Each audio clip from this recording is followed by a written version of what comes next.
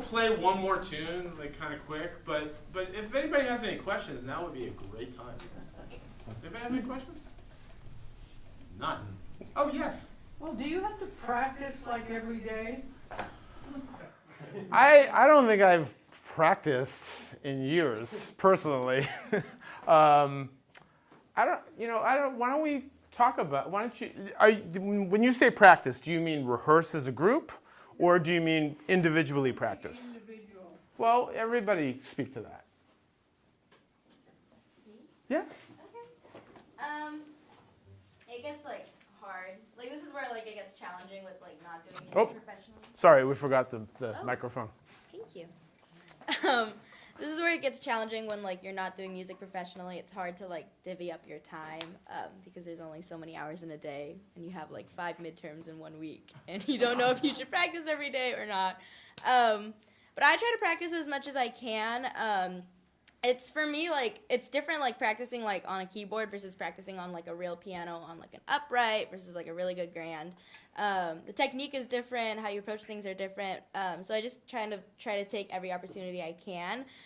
If not to practice, to at least play with other people so I still have it going and I still have everything. But the goal is to practice every day. Is it realistic? Sometimes no, but try my best. When you practice, do you practice for an hour or 2 hours, or it just depends on where you are and yourself? It really depends. Like with practicing, it's good to have like different goals from like a certain practice session. You don't want to just because like if you just like sit down and play, you're gonna probably just play things you're comfortable with, and then you're not gonna get any better at it. And so it really depends on the goal. One of the things I personally love doing is transcribing, where like you listen to a recording and then you play like the solo and you learn the changes and you write everything out. And that's very lengthy. That takes a lot of time, but it's worth it. So like stuff like that, like I could just sit at the piano for like all day, like straight 6 hours, like give myself like a little break every once in a while. But I could do that for hours. But other things like if I know like I don't have a lot of time, okay, I should at least go through my scales and I should at least do so and so and so and so. So really, it just depends. Yeah. I think that, and before we go to another person, I think that different instruments have different demands. I think the brass instruments are probably the most demanding as far as just putting the instrument on your face almost on a daily basis. Do either of you ever go a day without playing, at least for 10 or 15 minutes? I have, yeah, totally. Yeah, sometimes it's even good to go like a day without playing if you've gone crazy. Right. Sometimes you need a little rest day. It's a very demanding instrument because it's a lot of small muscles involved with playing, and same thing with piano. It's a lot of small muscles in your fingers, so too much practicing is actually detrimental. So it's finding a balance, really. And exactly what Megan said is true. It's not just playing the instrument. It's listening, it's transcribing, it's even hanging out and talking about stuff is a form of practicing in a way. Because when you say transcribing, what do you mean by that? Are you like just rearranging the music? So transcription is when we write down or learn what we hear on a recording. So every person in here has done that to some degree. I remember at one point I was like, Shriram, you gotta listen to Bob Brookmeyer and learn a Bob Brookmeyer solo. And he went and learned a Bob Brookmeyer trombone solo, and it changed the way he played because he heard a different vocabulary, a different personality. Like I'm sure you've done some transcription, even if it's a lick or two. I mean, maybe it's more. I don't know. I personally have done hundreds of transcriptions. Like I will transcribe whole big band arrangements or a small group. I just did a transcription of Watermelon Man from Headhunters for a group at UCSB to play. So I just wrote out everything that that was played on the recording. Like every single instrument I wrote out for them to play.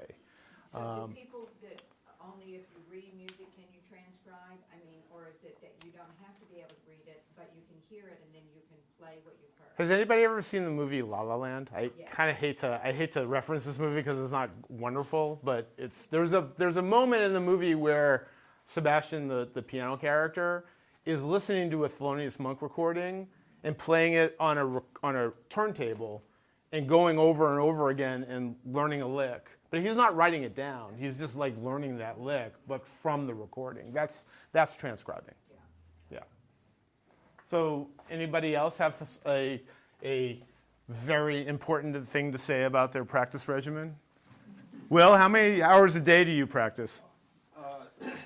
It depends on my schedule. Because, since I'm up.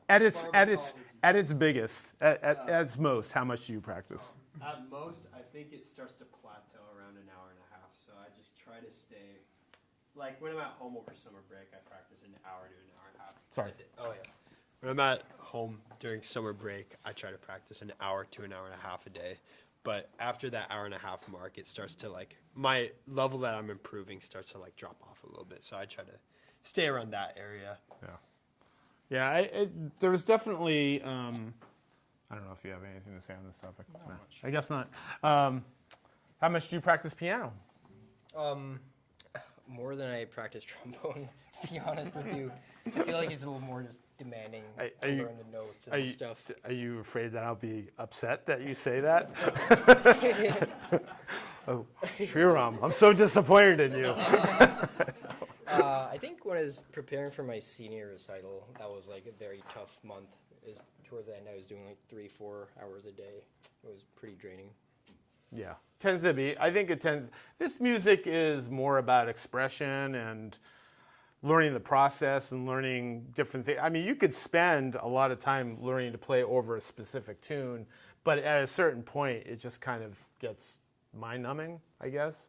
Whereas with piano, learning pictures at an exhibition, I mean, there's so much to learn that you can spend 3-4 hours. I remember practicing Bach on the marimba, and 3-4 hours went by, and I'd be like, where'd that time go? I remember once I was at Northridge, and I don't do this. I was at Northridge, and I was practicing for a recital, practicing a Bach piece for the recital, and we had an earthquake. And I didn't even notice.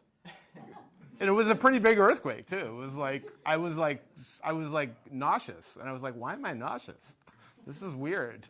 And then I walk out of the practice room after finishing the piece, and there's nobody in the building. I'm like, what is going on? And I walk outside, and we just had a big earthquake. I was like, oh, okay. and it was my first earthquake, too, and I totally missed it. It was very... John, technical question? Yes. You mentioned AABA form. In classical music, there's something called sonata form. Right. Is that similar? Sonata form is a longer form that I think we would more generally call ABA, because sonata form is there's a statement of the material, and then there's development in that material, and then there's a restatement of the material. But all the material is kind of is all related all the way through there. Inside each of those sections, there might be smaller forms that are more close to what we're talking about. The AABA form is more like a song, what we call a song form.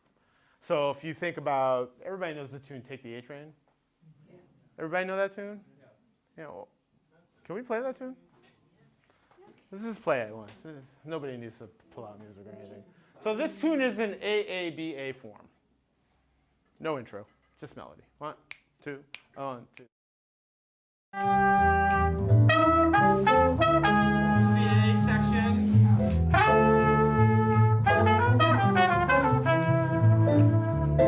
Second A.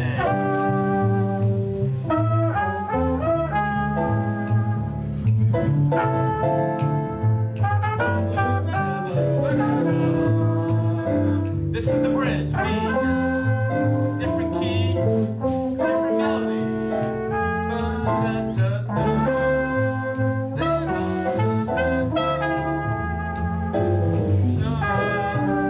Then we get back to the last A section. Thank you. So, does everybody hear that? Yeah. So that's what happens over and over and over again. When we're soloing, we just don't play the melody, but we play the changes, and everything is related to the harmonic structure of the tune. Thank you. What about when you said earlier, there are things that you cannot do, so if you're all playing and then you know that whatever it is that you're doing, you you could not do something else? There's nothing that you can't do. I don't think there's anything that you can't do. But you do have to prepare it, and you do have to explain it musically, I guess. Like, for instance, a really good example of this is what Lucien was playing on Maiden Voyage. He was playing outside, what we call playing outside a little bit. I don't know if you know.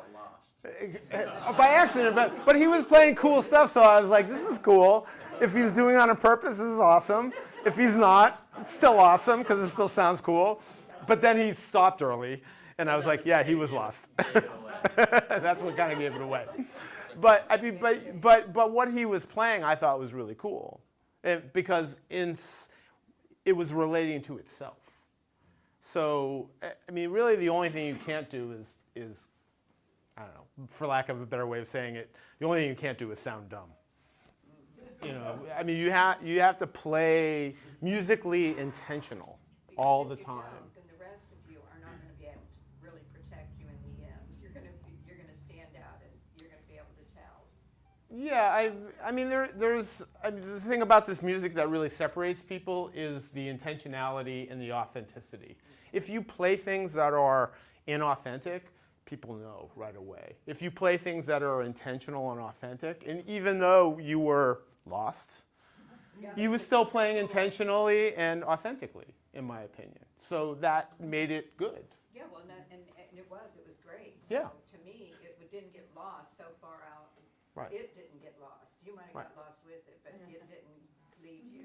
But then Megan played a completely different kind of intentionality and authenticity, and something I'd never heard you do before. That, like the.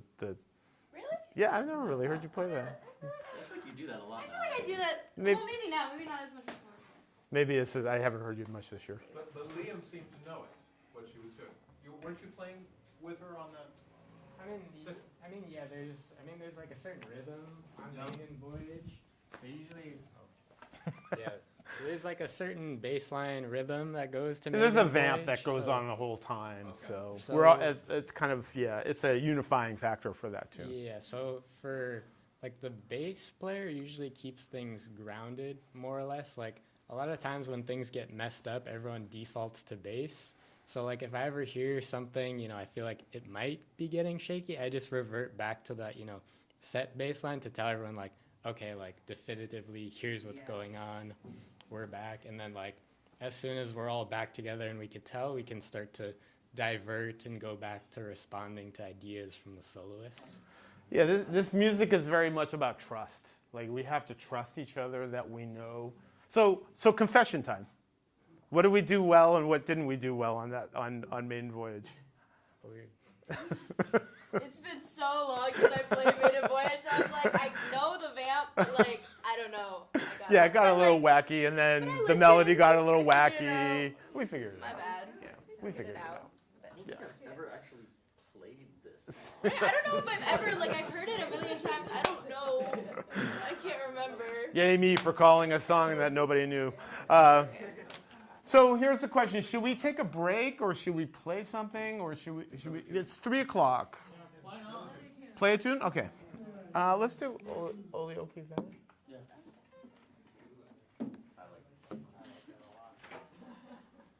So this is a tune called Oliloquy Valley, a tune that I actually don't know very well. This is on a little bit of a later, like late 60s, I think. It's on Imperial Isles, right? So the really interesting thing about Herbie Hancock to me is that he started as like kind of a pretty straight ahead. He was really young when his career started. He was like 19 or 20 when he got kind of famous pretty quickly. His real break was playing with Miles Davis's second great quintet, the 60s quintet with Ron Carter, Tony Williams, Wayne Shorter, who recently passed away. Ron Carter and Herbie are the only two surviving members of that group right now. And that, to me, was probably the most influential group in jazz's history, Miles's 60s quintet. And I think that Herbie playing in that quintet like really opened up his mind to all the possibilities. And he was already like just brilliant. He was a classically trained pianist. He was a mechanical engineer or electrical engineer or something. He was really like a very, very smart guy, very, did everything, whatever you call that. Polymath, yeah. He was really very, very brilliant. Great composer, great everything. So this tune, he was always pushing the bounds of harmonic freedom and pushing the bounds of formal freedom, and it just really forward-looking, very, very, very progressive player. And this is an example of that.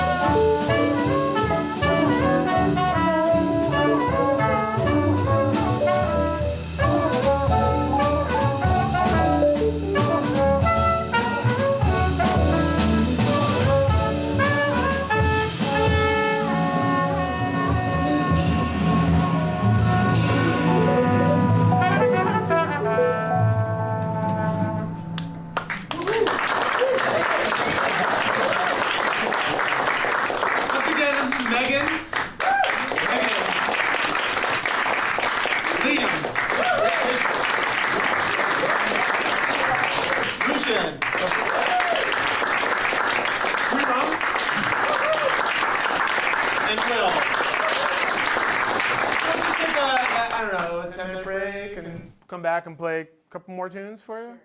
Please. And we're back. Hey. Thank you for you diehard fans that are staying for the second half.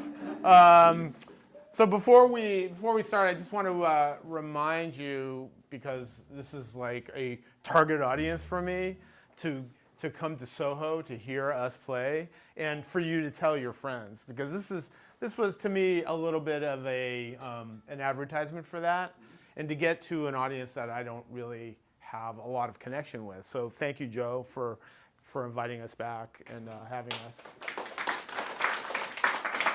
When is the Soho gig? So the Soho concert, there's a flyer over there, actually, but it's on Wednesday, November 20th. We start at 7 p.m. We're going to start with a small group, not this one, a different small group, and then have a big band set of 4 tunes, and then have another small group, and then have another big band set. So it's a full night of music, a really great full night of music, and that represents about half of our full program, of the musicians in our program, maybe a little bit more than half. And all the music is the music of Herbie Hancock, and there's some really cool surprises in there, and some really interesting, fun music. Some of which you've heard today, but not by a long shot all of it. So we really would love to have you and your friends and whoever you think might be interested come out and hear the band. Soho is a great venue for jazz and big band especially. We're going to play a tune called Dolphin Dance. This is arguably one of the most famous of Herbie's tunes, but more of like the older tunes, the swing tunes, the more jazz-oriented tunes. Herbie had a really interesting career in that after the 1960s, he veered off into playing a lot of funk and fusion. And somebody came up to me during the break and said, "Oh, I think was it you?" Said Herbie just died. Herbie just died, and I was like, "No, that was Quincy Jones." So Quincy Jones is another really incredible player and producer and composer, arranger. He played trumpet in the Basie band. His early career was playing trumpet. Did you know that? He played in the Basie band. He did a lot of arranging for the Basie band, and then he transitioned into rock and pop and funk music. And everybody knows that he was the producer for Thriller and a couple of other of Michael Jackson's albums.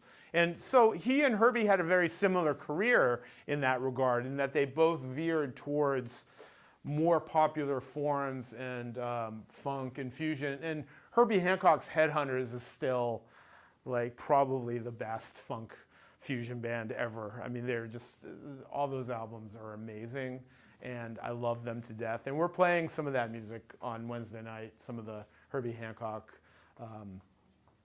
Headhunters versions of tunes. Really, really great music, and very deep, but very different from what you're about to hear. So this is called Dolphin Dance.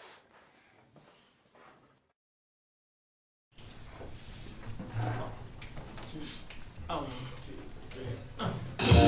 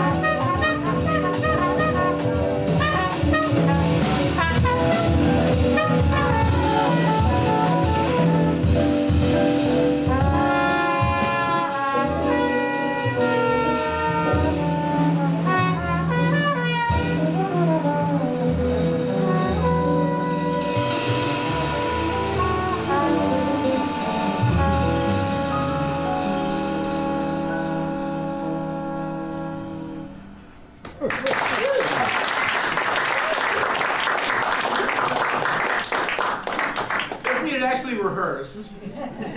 We would have come up with an ending for that we would have been able to predict. And that's really the only thing that groups like this really rehearse, unless it's a very complicated arrangement or complicated composition, the only thing you really rehearse is the beginnings and endings. You know, everything that happens in between that is sort of worked out on the fly, including the solo order. I mean, we've generally been going like some sort of horn to a guitar to piano to bass. We could start with a bass solo, could start with anybody. Could play a piano solo in front of a tune. You know, so there's just a lot of things. There's a lot of flexibility, but we tend to fall into habits, and when we're just playing on the fly like this, we kind of fall into our expectations and habits. We're going to play one more tune, but first, you know, if anybody has any final questions for us or comments or things that, anybody besides Joe? No, okay. The tune before the break, Soliloquy Valley. when you came to Liam's solo, Mm-hmm. all the instruments cut. Yeah. And the listener might think, therefore, the pulse changed, but it did not, right? You have to have internalized the pulse. Okay, so here's where my mindset was there. I listened to the recording as I was driving over here because I had never played that tune. And on the original recording, what happens? Free bass solo. Yeah, so for the bass, everybody drops out and it's a completely open-ended free bass solo, which then sets up the beginning vamp again. So Ron Carter just takes a solo without anybody else, and there's no time, there's no nothing. And then he just got to start to bring the melody back in. So that's how they figured. That's what they decided. So when we got to that point, I was just like, well, what do we do now? I'll just stop playing and see what happens. and he actually played in time and was playing over the changes. So we all just came back in. But yeah, you know, that was a you know, in the moment. That was a game time decision. Question over here? Yes, of course. I'd like to ask the bass player, you know, it seems like because the instruments, the strings are so much, they seem to be thicker than the ones on a guitar. So, and when you play, by the way, you get down, you're good. It's all about that bass, right? Well, anyway, so is it difficult because, you know, when you get into it then, and you know, is that something that would make you stop, you know, like, okay, I've got to stop now when you're doing this, like maybe the other instruments, they're not, you know, they can keep going and going. I don't know how, but these to me are interesting questions because it's the same with you guys when you're playing and you guys can go, but at some point, you know, your body, does it say, that's enough for right now? And yeah, I think it leads into kind of the previous practicing question, is I feel like some of music is kind of like riding a bike. Like I think your musicianship stays to some degree forever, but it's kind of your technique on the instrument will kind of go away. So even sometimes if you have ideas, you can't necessarily replicate them on your instrument because your technique isn't there. So I mean, for bass, like the strings are quite thick. So what ends up happening is, you know, sometimes it's a thing if you can't go as quick as some of the other instruments, like in terms of playing fast notes.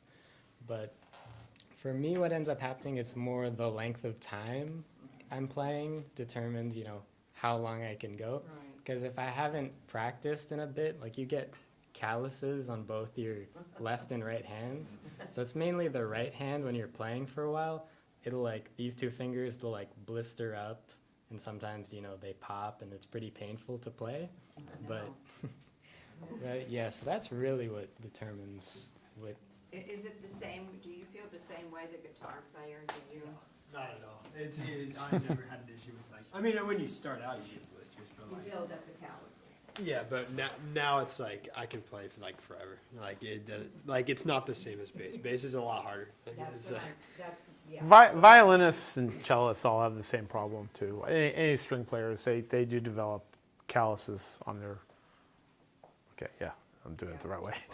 on their left, on the fingerboard hand, they develop a lot of calluses.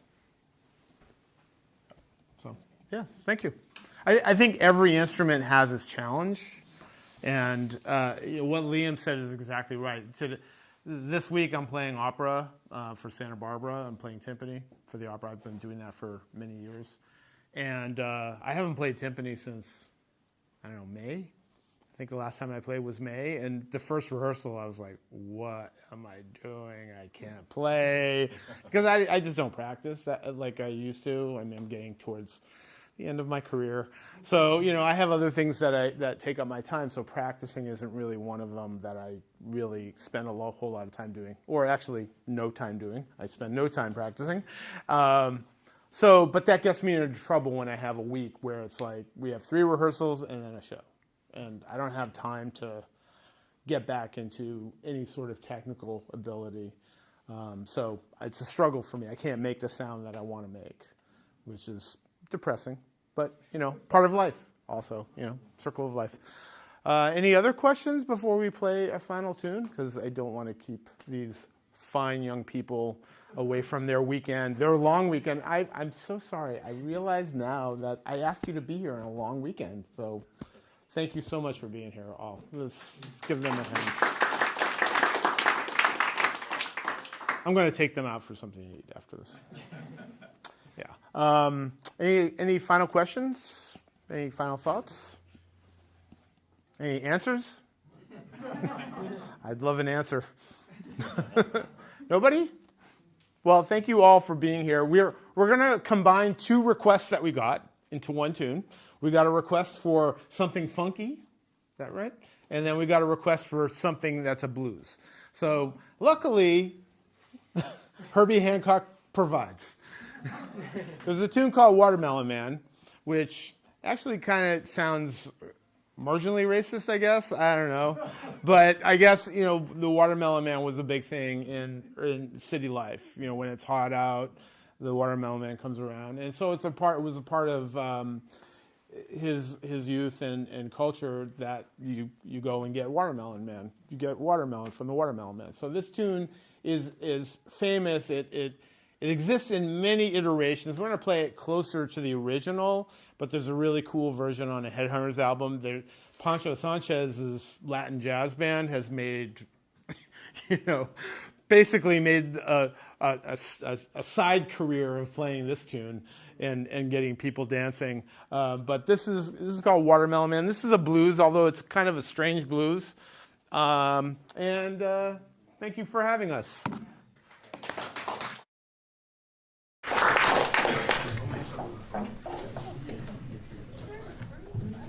Is there a groove? It's just something like something like that. Okay. We've clearly rehearsed this. 1, 2, 2.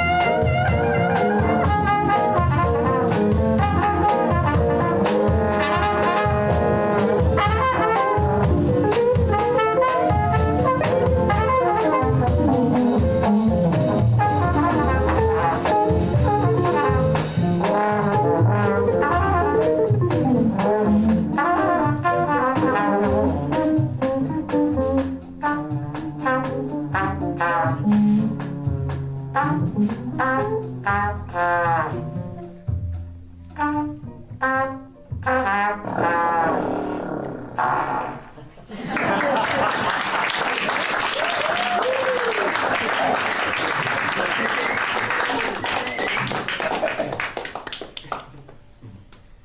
it is my distinct privilege to offer a vote of thanks today. I'm so glad that I get to do this because many of you probably don't know, I was a trombonist in the UCSB Jazz Ensemble 42 years ago. And so, listening to these young players today brought me back to those incredible friendships that I formed at that time, which were unlike anything else. And Will mentioned the companionship, and you can just see it and feel it. There's nothing like music to bond people together, and music brings us together in a way that words often don't, which words can be divisive. I'd like to remind you this hall is called Concord Hall, and one of the meanings of concord is the sweet agreement of tones and sounds. And so you've done us a great, really a great honor today by bringing sounds back in. We don't have enough performances here, so it's really a pleasure to hear you are. Thank you, Megan and Liam and Lucian, Sriram and Will, and their fearless leader, John.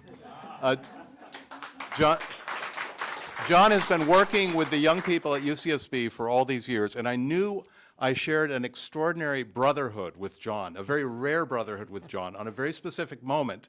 Probably 8 years ago, you had Chick Corea over for one of the workshops. I went to the workshop, and John Nathan at that time brought, as he introduced him, he carried this vinyl record out, which I happen to have too, called Three Quartets. Oh, yeah. And he said that when that album came out, it just changed his world. And I happened to independently have that exact same experience. It changed everything for me and opened my mind up. And so, how often do you read do you meet somebody who a piece of art means so much to you? So John and I have always shared that.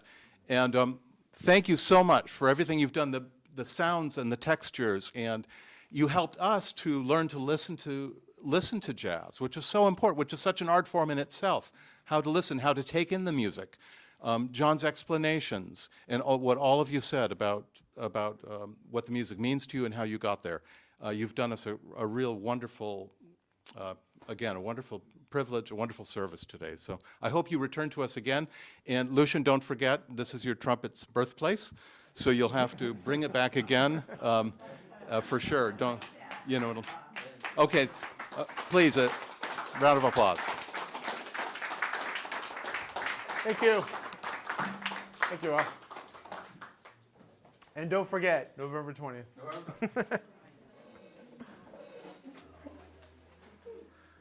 Look what I have taped for mine.